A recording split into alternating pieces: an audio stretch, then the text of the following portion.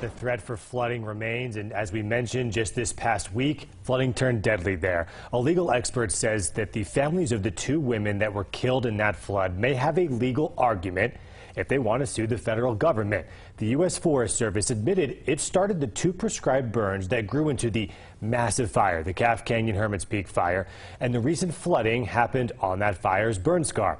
UNM law professor Carol Suziki says it is possible that the families of these victims could bring wrongful death lawsuits against the U.S. government. She believes these families may have a case, but there would be a lot to prove. It would be a complicated process.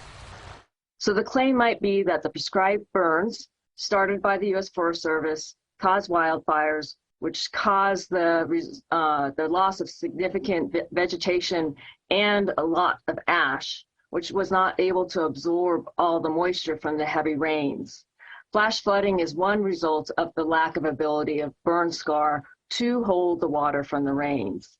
And then the families would claim that the flash flooding caused the deaths of the individuals. Right, so it's kind of a step A, B, C, D process, but you're saying that that link between the prescribed burn and the flooding deaths could be strong enough to have a successful case in court? Well, it will be a challenge trying to link all of these events. Proving that this chain of events actually caused the deaths would be something that the families would need to prove if they do bring wrongful death lawsuits. Suzuki says there are other questions still, like would the flooding have happened anyway?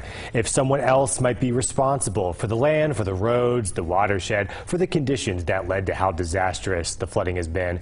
The government could also claim that it cannot be sued for this. The legal speak there is that it would fall under the Federal Tort Claims Act. That's basically legislation that allows private citizens to get compensated for things like injury, death, or property loss that's caused by federal employees.